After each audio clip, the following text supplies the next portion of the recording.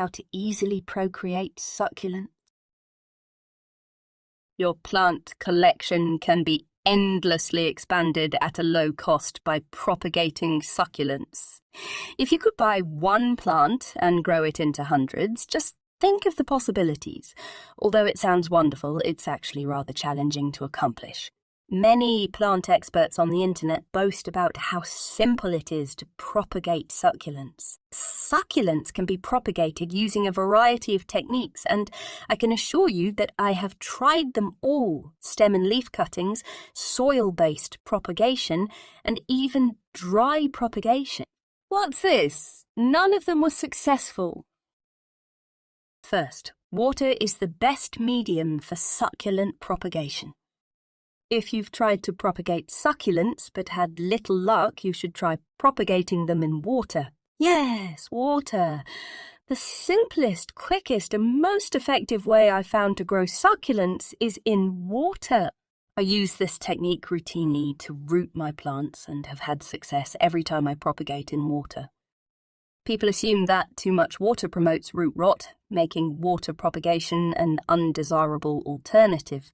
Because fungus and bacteria begin to thrive in moist soil, succulents will decay. Conversely, water does not harbour infections or fungi, making it fully safe for the roots to develop.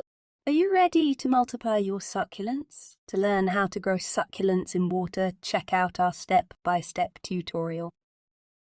Second, the best time to propagate succulents. Succulent propagation is best done at any time of year, which is great. They will grow indoors year-round, so there is no need to wait for a particular season. My area experiences cold winters with little sunlight. When the plant does not receive enough sunlight, succulents can be challenging to grow, even indoors. Reaching or stretching are frequent issues with inadequate sunlight for succulents. In pursuit of some good or vitamin D, the succulent grows upward. The best time to propagate succulents in water is right now, but it happens to my succulents all the time. Third, putting the top off.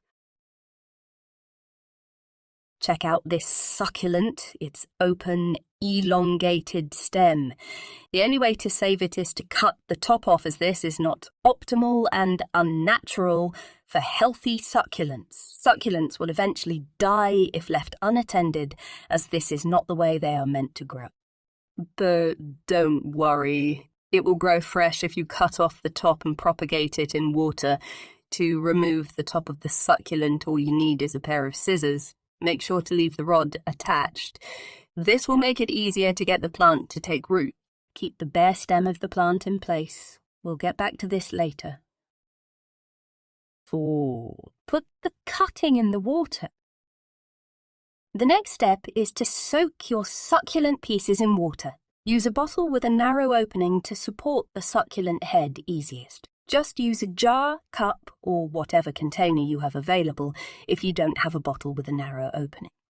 Fill it with water and cover the top with saran wrap. Make a hole large enough for the succulent stem to fit through. When the succulent stems are immersed in water, or plastic wrap will support the head. 5th, wait for the roots to emerge. We're waiting now, but not for too long. The quickest approach is by far to propagate a succulent in water. This photo was taken just 2 weeks after I submerged the cutting in water. Yes, 2 weeks. Are you sure about that? With leaf cuttings, rooting in soil can take 6-8 weeks, but mine is ready to plant in just 2. 6. Planting time. It's time to plant your succulent once it has a few growing roots. Verify the soil you are using and the drainage for your new succulent. I found that cactus soil works best, but you can also get a blend specifically made for succulent. 7th, repeat the process of propagating succulent. Remember how I instructed you to leave the naked stem alone at the beginning? Well, after 2 weeks, it ought to have a number of little sprouts emerging from it. By removing the succulent's top, the plant is forced into survival mode. In order to survive, it must swiftly grow new leaves. Your efforts to save a stretched succulent have stimulated greater growth than before.